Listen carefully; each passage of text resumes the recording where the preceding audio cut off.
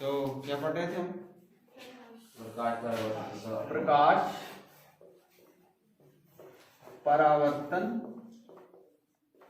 एवं अपवर्तन। ठीक है, परावर्तन हमने कर लिया, देख लिया कैसे परावर्तन होता है दर्पण के द्वारा। दर्पण हमने पढ़े गोलीय और गोलीय पढ़े, जिसमें हमने पढ़े अवतल दर्पण और उत्तल दर्पण। ये अवतल दर्पण था जब इस तरफ पेंट किया हुआ है, और ये उत्तल दर्पण है जब इस तरफ पेंट किया हुआ है। अवतल उत्तल। अब ये हमने एक्सिस ले ली इनकी, ठीक है। ये इसका पोल है, ये इसका पोल है, ये इसकी फोकस दूरी है, और इससे डबल सेंटर केंद्र, ठीक है। अब यहां पर अवतल दर्पण में जो प्रतिबिंब बनेंगे वो कौन कौन से बने थे? एक तो वस्तु कहां रखी होगी? अनंत पर। अगर अनंत पर वस्तु रखी है तो कहां बनेगा प्रतिबिंब? फोकस पे। सी से पीछे कहीं रखी हो तो प्रतिबिंब कहां बनता है? सी और एफ के बीच छोटा बनेगा, उल्टा बनेगा, इसको भी उल्टा ही मानेंगे हम, बिंदु साइज का। उसके बाद सी पर रखी हो तो सी पर ही बनेगा और एक बराबर साइज का बनेगा। अगर सी और एफ के बीच रखिए, देखो यहां पर प्रतिबिंब बना था जब वस्तु यहां पर रखी थी, अब यहां पर वस्तु रखेंगे तो प्रतिबिंब यहां बनेगा, ठीक है। यहां पर वस्तु रखी है सी और एफ के बीच में कहीं, तो प्रतिबिंब सी के पीछे बनेगा और बड़ा बनेगा, उल्टा बनेगा, सभी उल्टे बन रहे हैं।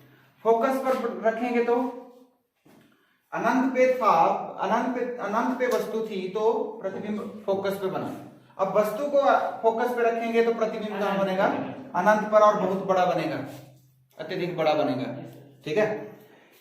अब इसके आगे अगर चलेंगे तो वस्तु अगर F और P के बीच में रखी है तो प्रतिबिंब कहां बनेगा? अब P के पीछे या दर्पण के पीछे, और ये प्रतिबिंब बड़ा होगा, सीधा भी है और आभासी है। ये सारे वास्तविक थे क्योंकि ये पर्दे पर आ रहे हैं, इस तरफ को कुछ भी नहीं है, तो इस तरफ को अगर प्रतिबिंब बन रहा है तो वो एक आभास है, वो किसी पर्दे पर नहीं होगा, ठीक है, और सीधा भी है। तो अवतल दर्पण में सारे उल्टे बनते हैं प्रतिबिंब, एक सीधा बनता है और वो भी बड़ा। जबकि यहां पर दो ही कंडीशन हम लेंगे, या तो अनंत पर रखेंगे या कहीं भी रखेंगे, इस अक्ष पर, एक्सिस के ऊपर कहीं भी हम रख सकते हैं। तो उत्तल दर्पण में दो कंडीशन है हमारे पास, या तो अनंत पर रखा होगा बिंब या अक्ष पर रखा होगा, क्योंकि इस तरफ तो रख नहीं सकते, तो पी सी और एफ पर तो आएगा नहीं, सी और एफ के बीच नहीं आएगा। तो दो ही कंडीशन हम इसमें पढ़ेंगे।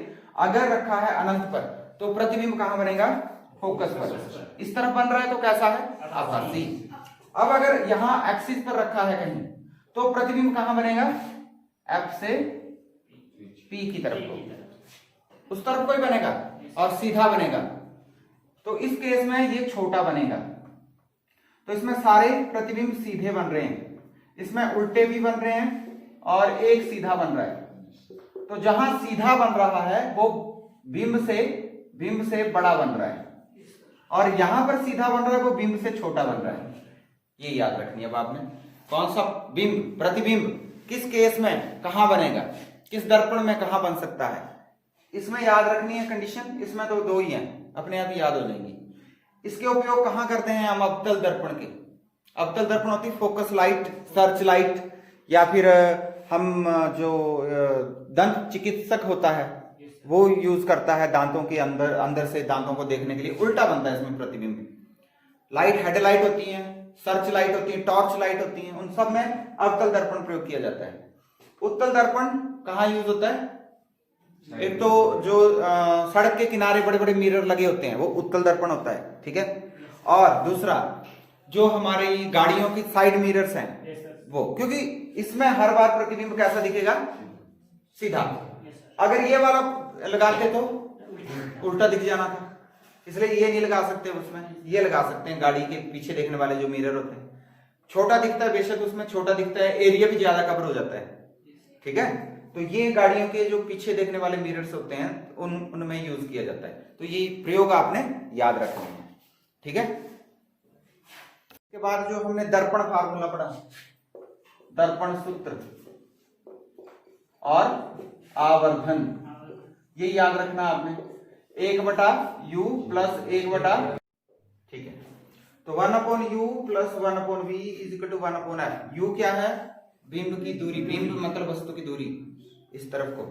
मैंने आपको ये भी बताया था एक्स एक्सिस बाई एक्सिस, वैसे ही आपने प्लस माइनस लेना है। किस तरफ को हम माप रहे हैं दूरी, बिंब की दूरी आपको पता है बिंब इस तरफ ही रखा जाएगा, तो बिंब की दूरी हर बार नेगेटिव आएगी। प्रतिबिंब निर्भर करता है कि वो मिरर से इस तरफ बना है या उस तरफ बना है। अगर ऑब्जेक्ट का इमेज जो है वो इस तरफ बनी है तो रहेगा नेगेटिव, अगर उस तरफ बनी है तो पॉजिटिव। वैसे ही हाइट अगर तो सीधा प्रतिबिंब है तो ऊपर को काउंट करेंगे तो वो प्लस में आएगी, अगर प्रतिबिंब उल्टा बना है तो नीचे को करेंगे तो माइनस आएगी। ऑब्जेक्ट की हाइट हर बार ऊपर को ही मापी जाएगी, वो नेगेटिव नहीं हो सकती। ऑब्जेक्ट की हाइट, वस्तु की हाइट और नेगेटिव तो नहीं हो सकती। तो ये याद रखना है, ये फार्मूला याद रखना है, 1 नंबर का पूछा जाएगा और इसमें इस पर क्वेश्चंस भी पूछे जाते हैं, ठीक है। तो कहां प्लस लगना है कहां माइनस लगना है खुद देखना है आपने, और बाकी क्वेश्चन में दिया होगा, जो दिया है वो लिखना है, जो नहीं दिया है वो निकाल लेना है आपने, ठीक है। उसके बाद आवर्धन है, आवर्धन यानी मैग्निफिकेशन, कितना बड़ा या कितना छोटा प्रतिबिंब बना है, उसके लिए हमारे पास फार्मूला है h'/h, यानी ये हाइट है किसकी? प्रतिबिंब की, जो नेगेटिव भी हो सकती है पॉजिटिव भी। अगर सीधा प्रतिबिंब है तो पॉजिटिव में आएगा, अगर उल्टा प्रतिबिंब बना है तो नेगेटिव में आएगा। और हाइट किसकी है? ऑब्जेक्ट यानी बिंब की, वो हर बार पॉजिटिव में रहेगी। ये फार्मूला भी मैग्निफिकेशन के लिए यूज कर सकते हैं, या -v/u भी यूज कर सकते हैं। माइनस लगाना है इसमें। जब हम लेंस फार्मूले पढ़ेंगे, जहां जहां प्लस है वहां माइनस हो जाएगा। जैसे यहां प्लस है यहां माइनस हो जाएगा, यहां माइनस है यहां प्लस हो जाएगा, वो लेंस फार्मूले में हम पढ़ेंगे। इधर सेम ही रहेगा, इधर कोई फर्क नहीं पड़ेगा, ठीक है। तो आज हम बात करेंगे अपवर्तन की। अपवर्तन कहां होता है? जब हमारे पास कोई माध्यम कैसा हो, परावर्तक ना हो, क्या बोलते हैं उसको, ट्रांसपेरेंट हो, पारदर्शी, ठीक है। तो ट्रांसपेरेंट ऑब्जेक्ट चाहिए हमें, जिसमें आप बात कर सकते हैं, जैसे प्रिज्म हो गया, स्लैब हो गया कांच का, या कांच हो गया, ठीक है, लेंस हो गया। कांच वो लेंस ही कहा जाएगा जब कोई कांच जिसके आगे पीछे पेंट नहीं किया हुआ तो वो लेंस कहलाता है। अब लेंस हमें थोड़ा मोटा चाहिए, बहुत पतला होगा तो फिर वो लाइट क्रॉस नहीं कर पाएगी ठीक से, हल्का सा बेंडिंग होगी तो पता नहीं चलेगा, लगभग पता नहीं चलेगा। अगर इतना मोटा होगा कांच तो जब लाइट गिरेगी, यहाँ पे इंसिडेंट रे गिरेगी, तो जब इसमें एंटर करेगी तो थोड़ी सी बेंड होगी, फिर जब बाहर निकलेगी फिर से बेंड हो जाएगी, ठीक है। अब ये बेंडिंग ऑफ लाइट है, लाइट बेंड होती है। आपने देखा होगा जब पानी में किसी वस्तु को आप देखते हैं तो वो एक्चुअल पोजीशन पर नहीं दिखती हमें, ठीक है। पेंसिल हमने पानी में डाली है तो मुड़ी हुई दिखती है, टूटी हुई दिखती है, क्यों? क्योंकि उससे आने वाली लाइट किसी और दिशा से आ रही है।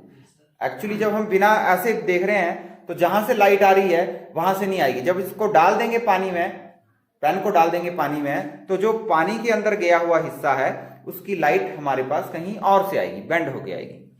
तो ऐसे कुछ एक्सपेरिमेंट दिए हुए हैं आपकी बुक में, जैसे सिक्का डाल दिया है किसी टब में, ठीक है, तो उसको एक बार में उठाने का प्रयास करो एकदम से फटाफट, तो नहीं उठा पाओगे, क्योंकि आपको लगेगा कि वो ऊपर है, लेकिन ऊपर नहीं होता, वो तल उठा हुआ दिख रहा है हमें, एक्चुअल वो नीचे था। तो उठा हुआ क्यों दिख रहा है? क्योंकि उससे आने वाली लाइट हमारे पास बेंड होके आ रही है। अब ये बेंडिंग कहां से हो रही है लाइट की?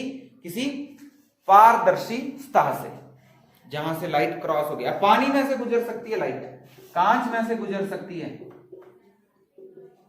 और वायु में से होकर गुजर सकती है लाइट, ठीक है।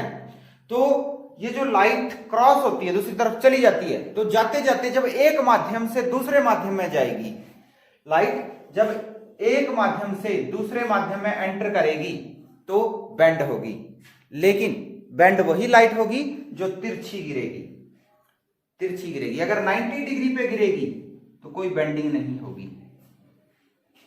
ये मैंने आपको एग्जांपल दिया भी था कि जैसे ये मान लो कीचड़ है, अगर गाड़ी ऐसे आ रही है तो ये वाला टायर पहले इसमें फंस जाएगा, तो ये स्लो हो गया अभी, और लेकिन ये अभी बाहर है, तो ये स्पीड से चला रहेगा, तो इस तरफ को गाड़ी मुड़ जाती है ना। वैसे लाइट ऐसा काम करेगी, जब वो किसी बिरले माध्यम से घने माध्यम में जाएगी तो घने माध्यम में जाने पर हल्की सी बेंड हो जाती है, ठीक है। जो किस तरफ को बेंड होगी, बेंडिंग होगी जो हमारा अभिलंब है उसकी तरफ को, ठीक है। और जब बाहर निकलेगी तो उससे परे बेंड हो जाएगी, ठीक है। अच्छा, एक और एग्जांपल ले सकते हैं। जैसे आप कहीं ये मान लो समंदर है, ठीक है। आप यहां खड़े हो, यहां पर आपका दोस्त डूब रहा है, मान लो सुरेंद्र पाल डूब रहा है, रजत यहां खड़ा है, उसको तैरने भी आता है।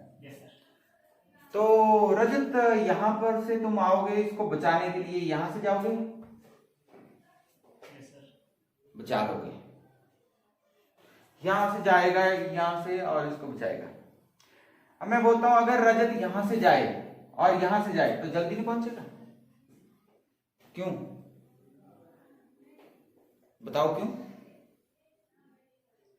जल्दी पहुंचना अपने दोस्त के पास। पानी में तुम क्रॉस करोगे डिस्टेंस, टाइम नहीं लगेगा। पानी में अगर तुमने डिस्टेंस क्रॉस करनी, टाइम लगेगा।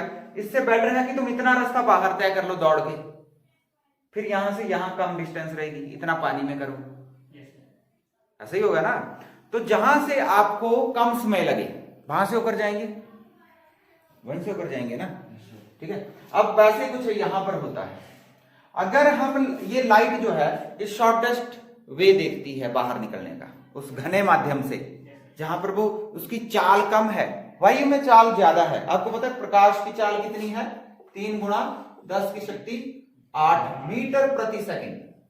इतने मीटर एक सेकंड में चलती है, 30 लाख मीटर एक सेकंड में चलती है, एक चलता है प्रकाश एक सेकंड में 30 लाख मीटर, ठीक है। अब अगर यही लाइट किसी कहीं पानी में से इसने गुजरना हो तो ज्यादा टाइम लगाती है, या कांच में से गुजरना हो, कांच से भी गुजर जाएगी ना, तो ज्यादा टाइम लगेगा उसको। अब क्यों? क्योंकि ये घना माध्यम है। जैसे ये कीचड़ है ना, तो कीचड़, अब हम कीचड़ में से बाहर निकलना है तो हम ऐसे जाके नहीं क्रॉस करेंगे कीचड़ को, हम सोचेंगे कि ऐसे क्रॉस कर लें, शॉर्टेस्ट वे देखें, वहां से निकलने का प्रयास करें, जल्दी कीचड़ से बाहर हो जाएंगे। इधर तो कीचड़ में फंसे रहेंगे, है कि नहीं? वैसे ही लाइट ऐसा करती है।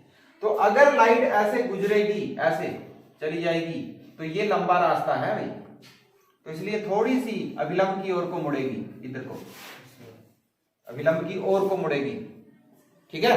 तो अभिलंब की ओर को मुड़ जाएगी इधर, ठीक है। फिर जब बाहर निकलेगी तो अभिलंब से परे मुड़ जाएगी, फिर से अभी इस तरफ को जाएगी। ठहरो 1 मिनट, ऐसे जा रही थी फिर ऐसे, हाँ अभिलंब से परे को जाएगी, चलो तो ये एंगल बढ़ जाएगा। देखो क्या हो रहा है, फिर से साफ करके दिखाता हूं मैं आपको।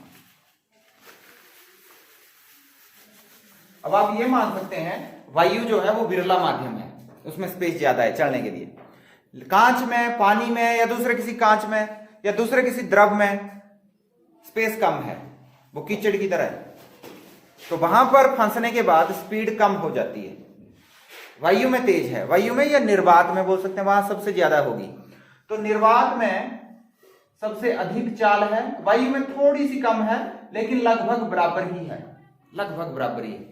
अगर इसको हम बोले 3 गुणा 10 की शक्ति 8 मीटर प्रति सेकंड है, तो इसमें 2.99 इंटू 10⁸ मीटर प्रति सेकंड होगी, तो लगभग ना के बराबर ही डिफरेंस आ रहा है इसमें, तो इसको बराबर ही मानते हैं हम, 3 इंटू 10⁸ मीटर पर सेकंड, ठीक है। निर्वात और वायु में हालांकि थोड़ी सी चाल में डिफरेंस पड़ जाता है, निर्वात में कुछ भी नहीं है, वायु में कुछ तो घना है ना, उसमें वायु में कुछ तो घना है, ठीक है। निर्वात में तो कुछ भी नहीं था, तो स्पीड ज्यादा थी, लेकिन वायु में आने पर थोड़ी सी कम हुई, लेकिन इतनी कम भी नहीं हुई कि आप उसको डिफरेंस दिखा सको उस डिफरेंस को, इसलिए हम बराबरी मानते हैं लगभग, ठीक है। अब इसके बाद पानी में चले जाओगे तो स्पीड बहुत कम हो जाएगी, कांच में चले जाओगे तो और कम हो जाएगी, पानी और घना जैसा है, घना है, थोड़ा कीचड़ है, कांच में जाएगा और गाढ़ा कीचड़ है, ठीक है, तो ये और घना है, जितना घना माध्यम होता जाएगा उसमें चाल उतनी कम होती जाएगी, समझ गए। तो वैसे लाइट, अब ये मान लो ये है कांच, ठीक है, ये है इंसिडेंट रे यानी आपतित किरण, ये इस पॉइंट पर आपतन बिंदु 90 डिग्री का कोण। अब लाइट जानी थी ऐसे, ये एंगल और ये एंगल ऐसे बराबर होना था वैसे, लेकिन अब क्या हुआ कि ये अभिलंब की ओर को बेंड हो गई, देखो अभिलंब की ओर को बेंड हो गई, तो एंगल छोटा हो गया, एंगल छोटा हो गया। अब ये बिंदु है इसका, इसके लिए आपतन बिंदु ये हो गया। अब यहां पर 90 डिग्री का कोण बनाया है, तो अब जानी तो थी ऐसे, लेकिन अब क्योंकि वायु है बाहर, तो ये बिरला माध्यम है, यहां स्पीड बढ़ जाएगी तो ज्यादा बेंडिंग हो जाएगी, तो फिर से इस एंगल पर बेंड हो जाएगी ये अभिलंब से परे। जब बिरले माध्यम से सघन माध्यम में प्रकाश की किरण प्रवेश करती है तो बेंड हो जाएगी, किस तरफ को मुड़ेगी, अभिलंब की ओर को। और जब घने माध्यम से बिरले माध्यम में जाएगी तो बाहर निकलती बार ये अभिलंब से परे मुड़ जाती है, समझ गए, ऐसे होता है। इसको एक्सपेरिमेंटली हम करेंगे ग्लास स्लैब के साथ एक कागज पे, ठीक है, ये आपको प्रैक्टिकल भी है तो ये करना हमने कभी, ठीक है, आज नहीं करेंगे, जब नेक्स्ट टाइम आएंगे तो इसको अभी समझ लो फिर उसके बाद करेंगे, ठीक है। तो इस तरह से बेंडिंग होती है लाइट की, तो बेंडिंग ऑफ लाइट को हम बोलते हैं अपवर्तन। तो ये किरण क्या हो रही है, अपवर्तित किरण हो रही है। पहली बार यहां अपवर्तित हुई, ये आपतित किरण थी, आपतित किरण, आपतन बिंदु, अब ये अपवर्तन हुआ तो अपवर्तित किरण हो गई, ठीक है, और यहां पर फिर से अपवर्तित हो रही है, इसके सापेक्ष यहां पे भी अपवर्तन हो रहा है ना, तो यहां पर 2 बार अपवर्तन होगा जहां पे जो लाइन कौन सी है, जो 2 माध्यम को सेपरेट कर रही है, ये माध्यम कांच है, ये माध्यम वायु है। तो वायु वाले माध्यम से जब कांच वाले माध्यम में एंटर हुई तो बेंडिंग हुई, अब यहां से कांच वाले माध्यम से वायु के माध्यम में एंटर हुई तो भी यहां पर बेंड हुई। तो जहां पर सेपरेशन पॉइंट है वहां पर लाइट बेंड होगी, बाकी सीधी रेखा में चलेगी, समझ गए। तो यहां पर इस तरह से बेंडिंग हो रही है। अगर स्ट्रेट लाइन में आएगी तो बेंडिंग नहीं होगी। वैसे ही कीचड़ है, कीचड़ में डायरेक्ट जा रहे हैं हम तो दोनों पहियों की स्पीड एक बराबर कम हो रही है, तो फिर वो बेंडिंग ही नहीं होगी, फिर सीधा चलेगा वो। वैसे यहां पर अगर 90 डिग्री पे गिरती है रे किरण तो कोई बेंडिंग नहीं होगी, क्योंकि पहले ही सबसे छोटा रास्ता तो यही है, इससे छोटा रास्ता और कोई होना ही नहीं है, ठीक है। तो प्रकाश जो है किसी माध्यम से गुजरते समय उस रास्ते का प्रयोग करेगा जो उसके लिए सबसे छोटा है, ठीक है, समझ गए यहां पर। ऐसा ही एक एक्सपेरिमेंट है, वैसे ही कुछ आप घर में कर सकते हो। सिक्का पानी में डालो, ऐसे देखो टब में, कहीं खाली टब रखो या बाउल रख लो कोई, उसमें सिक्का डाल दिए, फिर ऐसे देखो साइड में से यहाँ सिक्का दिखना बंद हो जाएगा, फिर उसमें पानी डालो तो वहीं उसी लोकेशन पे वो पॉइंट आपका, वहां पे वो सिक्का दिखने लग जाएगा, समझे। किया है ये, नहीं किया है। ऐसे एक छोटा सा कोई टब लिया, यहाँ पर मैंने सिक्का रखा, यहां से हम देख रहे हैं, यहां से दिख रहा है मुझे, दूर होते जाऊंगा मैं, थोड़ा नीचे आते जाऊंगा, इसका जब मुझे रुकावट आ जाएगी यहां से, तो ये यहां पर मुझे दिखना बंद हो जाएगा, क्योंकि इसकी लाइट मेरे पास नहीं पहुंच रही है। जो लाइट इधर जा रही है वो तो ऊपर गुजर जाए, मेरी आंखों में नहीं आ रही, इससे आगे की जो लाइट है ये यहां टकरा रही है, इसलिए मेरी आंखों तक नहीं पहुंच रही है, इसलिए सिक्का मुझे नहीं दिखेगा। लेकिन अगर मैं इसमें पानी डाल दूं तो जो लाइट इधर जा रही थी, वो जो लाइट इधर जा रही थी वो यहां आती बार बेंड हो जाएगी, यहां आ रही थी, यहां आने पर यहां पर बेंड हो जाएगी, मेरी आंख तक पहुंच जाएगी, यहां से लाइट बेंड होगी, मेरी आंख तक पहुंच जाएगी, तो मुझे ये सिक्का यहां जैसे दिखाई देगा, ठीक है। तो पानी डालने पर ये सिक्का हमें दिखने लग जाएगा।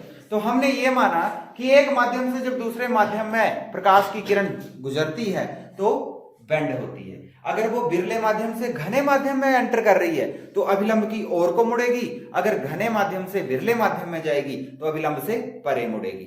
और एक बात, ये जो रे है आपतित और ये लास्ट में जो परावर्तित हो रही है, ये किरणें जब बाहर निकलेंगी तो समांतर होंगी, ठीक है।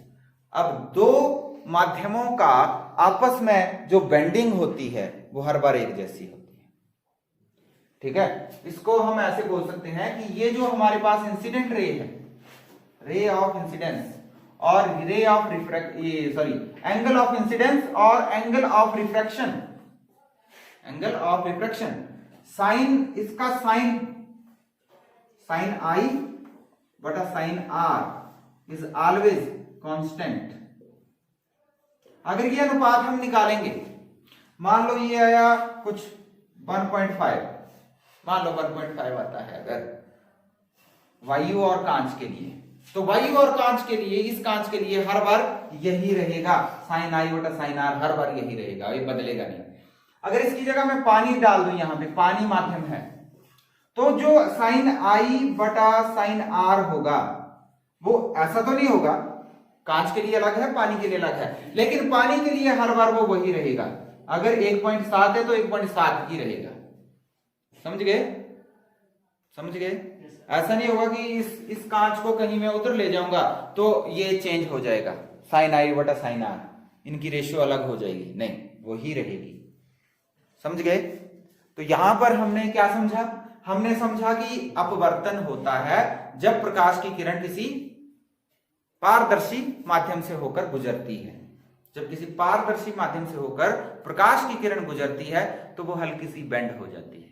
और कहां को बेंड होगी, ये निर्भर करेगा कि किस माध्यम से किस माध्यम में जा रही है। समझ गए? बेंड होगी, इस बेंडिंग को क्या बोलेंगे? अपवर्तन। और ये याद रखना, जब विरले माध्यम से किसी घने माध्यम में जा रही है लाइट तो अभिलंब की ओर को मुड़ेगी, और जब घने माध्यम से विरले माध्यम में जाएगी तो अभिलंब से परे मुड़ेगी। और तीसरी बात आपने क्या याद रखनी है कि ये जो साइन एंगल है, इन दो की रेशो, इंसिडेंट एंगल और रिफ्रैक्टेड एंगल की जो रेशो होगी वो किसी एक माध्यम, दो माध्यम के लिए हर बार वही रहेगी, हर बार वही रहेगी, वो चेंज नहीं होगी कभी भी, वो कांस्टेंट है। कि आज कांच के लिए 1.5 आई, कल 1.6 आ जाएगी, ऐसा नहीं। हाँ, माध्यम बदल दोगे तो वो और हो जाएगी। पानी के लिए अगर 1.7 आई है तो हर बार पानी के लिए 1.7 ही आएगी। ठीक है? अब इसको हम बोलते हैं, यहां पर हम कैलकुलेट करेंगे एक दूसरे के लिए अपवर्तनांक। ठीक है? अपवर्तनांक हम ज्ञात करेंगे। कैसे ज्ञात करते हैं? सापेक्ष अपवर्तनांक किसका क्या है, ये हम कैसे निकालते हैं, ये हम समझेंगे इसके बाद। अब हम अपवर्तनांक कैसे निकालते हैं, अपवर्तनांक कैसे निकाला जाता है ये पढ़ेंगे। तो अपवर्तनांक कब होगा? किसी एक माध्यम से दूसरे माध्यम में जब लाइट जाएगी तब अपवर्तनांक निकलेगा। ठीक है? अपवर्तनांक निकालने के लिए हमें क्या करना पड़ता है? स्पीड ऑफ लाइट, प्रकाश की स्पीड हमें पता होनी चाहिए। किसी माध्यम में, वायु में या निर्वात में हमें पता है 3 × 10⁸ मीटर प्रति सेकंड। ठीक है? अब किसी दूसरे माध्यम में है जो लाइट की स्पीड बहुत इससे थोड़ी कम होगी, तो अपवर्तनांक भी वैसे ही निकालेंगे। जैसे हम माध्यम 1 है कोई, ये माध्यम 2 है, इनका आपस में अपवर्तनांक निकालेंगे जिसको हम बोलेंगे सापेक्ष अपवर्तनांक। क्या कहेंगे? अपवर्तनांक। तो सापेक्ष अपवर्तनांक निकालना है दूसरे माध्यम का, पहले माध्यम के सापेक्ष निकालना है, तो दोनों में प्रकाश की गति हमें पता होनी चाहिए। मान लो माध्यम 1 में प्रकाश की गति है u, माध्यम 2 में प्रकाश की गति है v। तो अपवर्तनांक कैसे निकालेंगे? ये है अपवर्तनांक n। 2 का अपवर्तनांक 1 के सापेक्ष निकालना है हमने, अपवर्तनांक निकालना है 2 का 1 के सापेक्ष। तो हम कैसे निकालेंगे? u बटा v। माध्यम 1 में प्रकाश की चाल क्या है? ये माध्यम 1 में प्रकाश की चाल बटा माध्यम 2 में प्रकाश की चाल। ऐसे ही है ना? माध्यम 1 में प्रकाश की चाल बटा माध्यम 2 में प्रकाश की चाल। तो हमने इसका अपवर्तनांक निकाला है इसके सापेक्ष। ठीक है? ठीक है? समझ आया इतना? तो ये एक दूसरे के सापेक्ष अपवर्तनांक। अगर उल्टा करेंगे तो, अगर हम v बटा u करते हैं तो अब किसका अपवर्तनांक निकाल रहे हैं हम? माध्यम 1 का 2 के सापेक्ष निकाल रहे हैं, समझ गए? अब हमने पहले माध्यम का 2 के सापेक्ष निकाला है अपवर्तनांक, उल्टा हो गया। पहले हम क्या बोल रहे थे? माध्यम 2 का 1 के सापेक्ष अपवर्तनांक। अब हम बोल रहे हैं माध्यम 1 का 2 के सापेक्ष अपवर्तनांक। ठीक है, तो जिसका अपवर्तनांक है वो नीचे आएगा, जिसके सापेक्ष निकाला है वो ऊपर आएगा। माध्यम 1 ऊपर है तो इसके सापेक्ष हम इसका अपवर्तनांक निकाल रहे हैं। वैसे यहां पे माध्यम 2 में प्रकाश की चाल बटा माध्यम 1 में प्रकाश की चाल। अब किसका अपवर्तनांक निकाला हमने? 1 का, किसके सापेक्ष? 2 के। यहां पे हमने माध्यम 2 का अपवर्तनांक निकाला था, किसके सापेक्ष? 1 के सापेक्ष। बात करें, ठीक है। अगर हम किसी माध्यम का अपवर्तनांक वायु या निर्वात के सापेक्ष निकालें, अगर हम किसी माध्यम का अपवर्तनांक वायु या निर्वात के सापेक्ष निकालें तो वह उसका निरपेक्ष अपवर्तनांक कहलाएगा। यहां पे माध्यम 1 मान लो क्या है? यहां पे कांच है, माध्यम 2 पानी है, तो माध्यम पानी का अपवर्तनांक कांच के सापेक्ष निकाला हमने, ठीक है। लेकिन पानी का अपवर्तनांक अगर मैं चेंज कर दूं, कांच की जगह यहां वायु ले लूं या निर्वात ले लूं, तो यह पानी का निरपेक्ष अपवर्तनांक कहा जाएगा। अब जो हम निकालेंगे ये, अगर यहां पे माध्यम 1 क्या है? वायु या निर्वात है, तो यहां पर हम डायरेक्ट कह सकते हैं कि ये किसका अपवर्तनांक है? पानी का निरपेक्ष। वायु के लिए निरपेक्ष कहा जाएगा। अगर वायु के साथ निकाल रहे हैं या निर्वात के साथ निकाला जा रहा है अपवर्तनांक, तो उस माध्यम का डायरेक्ट अपवर्तनांक कहा जाएगा। सीधा अपवर्तनांक भी बोल सकते हैं या निरपेक्ष अपवर्तनांक भी बोल सकते हैं। सापेक्ष अपवर्तनांक कब कहा जाएगा? जब माध्यम 1 वायु या निर्वात ना हो, ठीक है। अब मैंने बोला, मैंने पानी का अपवर्तनांक निकाला है, वो आ रहा है मेरे पास 1.33, ऐसा कुछ है, देखना कितना है। ये दी हुई है आपके पास लिस्ट, जल का 1.33 ही है और बर्फ का है 1.31 बर्फ का है। इनका आपस में निकालूंगा मैं, आपस में निकालूंगा। मान लो ये है V1 और ये है V2। अब मैं क्या करूंगा? V1 बटा V2, तो कैसा अपवर्तनांक है ये? सापेक्ष। किसका सापेक्ष है? V2 का। बर्फ का अपवर्तनांक निकाल रहा हूं मैं पानी के सापेक्ष, तो मैं कहूंगा बर्फ का अपवर्तनांक पानी के सापेक्ष निकालना पड़ेगा मुझे, तब नहीं आएगा 1.31, ठीक है। अगर मैं ऐसे लिखूं वायु का अपवर्तनांक, तो जो वायु की स्पीड है वो मान लेते हैं u है, ठीक है। अगर मैं पहला माध्यम u रखूं तो अब किसका अपवर्तनांक निकाल रहा हूं मैं? बर्फ का। तो इसको मैं ये नहीं बोलूंगा कि बर्फ का वायु के सापेक्ष अपवर्तनांक, नहीं कहूंगा। क्या कहूंगा? वायु बर्फ का अपवर्तनांक। ये क्या कहा जाएगा? अपवर्तनांक, क्योंकि पहला माध्यम क्या है? वायु। अगर वैसे ही पानी का निकालता हूं तो क्या निकलेगा? u बटा V1, तो क्या निकला? पानी का अपवर्तनांक वायु के सापेक्ष। इसको ऐसे नहीं बोलेंगे, इसको मैं डायरेक्टली क्या बोलूंगा? पानी का अपवर्तनांक, या निरपेक्ष भी बोल सकता हूं मैं, निरपेक्ष अपवर्तनांक। किसी के सापेक्ष नहीं हमने निकाला है, वायु के निकाला है, ठीक है। तो आपके पास एक लिस्ट दी हुई है, इसमें वायु के सापेक्ष हमने अपवर्तनांक निकाले हैं। देखो ये लिस्ट है, वायु के निर्वात के अगेंस्ट निकाले हैं। तो ये आपके पास 10.3, ये सारणी है 10.3, इसमें सबके निरपेक्ष अपवर्तनांक दिए हैं। निरपेक्ष अपवर्तनांक है मतलब किसके अगेंस्ट निकाले हैं? ये किसके अगेंस्ट निकाले गए हैं? वायु या निर्वात के।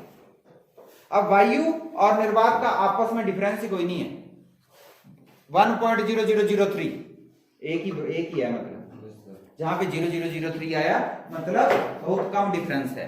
तो वायु में स्पीड, निर्वात में स्पीड थी 3 × 10⁸, और वायु में भी इतनी होगी 2.999 × 10⁸। जब डिवाइड करेंगे तो तो 1.0003 आएगा। तो इसको आप 1 भी मान सकते हैं, मतलब ये मान सकते हैं कि निर्वात की में स्पीड 10 यही है और वायु में भी स्पीड यही है, तो एक ही मान लो इसको, कोई डिफरेंस नहीं। इसलिए वायु का अपवर्तनांक कितना दे रखा है 1.0003। बाकी जो अपवर्तनांक है वो इनके सापेक्ष निकाले गए हैं और उनको डायरेक्ट हमने क्या बोला है अपवर्तनांक। तो ये सारणी में देख लेने हैं आपने कौन कौन से अपवर्तनांक आपको दिए हुए हैं, ठीक है। हीरे का कितना है, ये बहुत बार प्रश्न पूछा जाता है। हीरे का अपवर्तनांक कितना है 2.4 है ना, 2.4 हाँ 2.42 हीरे का अपवर्तनांक सबसे ज्यादा, ये याद रखना आपने इसे सारणी में लेना, ठीक है। पानी का पूछा जा सकता है 1.33, बर्फ का है 1.31, कांच का 1.5, स्लैब देखो ग्लास स्लैब क्राउन कांच ये सर 1.52 क्राउन कांच है ये। अच्छा कैरोसिन का भी है, कैरोसिन बोलो 1.44 और तारपीन है तारपीन का भी है सर 1.47, थोड़ा डिफरेंस है अल्कोहल 1 मतलब ये हमने अपवर्तनांक निकाले हैं। क्या होता है अपवर्तनांक, कैसे निकाला जाता है, स्पीड ऑफ लाइट एक माध्यम वायु में बटा स्पीड ऑफ लाइट उस माध्यम में, वो होते हैं अपवर्तनांक। क्या है कैरोसिन 1.44 है। देखो अब मैंने यहां पे निकालते हैं, कैसे निकालेंगे, स्पीड पता होनी चाहिए हमें। अगर मुझे बोला बर्फ का अपवर्तनांक निकालो, कैसे निकालूंगा मैं, स्पीड ऑफ लाइट किसमें वायु में बटा स्पीड ऑफ लाइट किसमें बर्फ में, तभी आएगा बर्फ का, नीचे बर्फ का ऊपर वायु का, तो आएगा बर्फ का अपवर्तनांक। वैसे ही पानी का अपवर्तनांक निकालना है मैंने, तो क्या पता होना चाहिए यू मतलब स्पीड ऑफ लाइट किसमें निर्वात में या वायु में बटा पानी में स्पीड ऑफ लाइट। पानी में इसको W लिखता हूं मैं, इसको I लिखता हूं I, ठीक है। तो लाइट की स्पीड बर्फ आइस में कितनी है और यहां पानी में कितनी है, वाटर में कितनी है, ऊपर एक ही चीज आएगी U मतलब speed of light in air और वैक्यूम, निर्वात में या वायु, ठीक है। तो जब वायु के सापेक्ष निकालेंगे उसका अपवर्तनांक आ जाता है, ठीक है। अब कैसे निकाला, मुझे बोला बर्फ का अपवर्तनांक कितना है 1.31, क्या है बर्फ का अपवर्तनांक मुझे पता है, लाइट की स्पीड पता है, लेकिन बर्फ में पता नहीं है कितनी स्पीड है, VI नहीं है पता मेरे को। अब मैं देखो प्रकाश की गति बर्फ में भी निकाल लूंगा, कैसे निकालूंगा, VI को इधर ले जाऊंगा और इसको इसके बटा में ले आऊंगा 1.33, भाग करूंगा इधर आएगा 2.13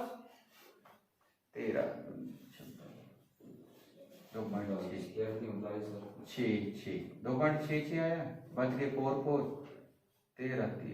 2.3 कितना आएगी, बर्फ में प्रकाश की स्पीड लगभग पूरा नहीं मैंने निकाला, लगभग 2.3 गुणा 10 की शक्ति 8 मीटर प्रति सेकंड आएगी, निकल गई।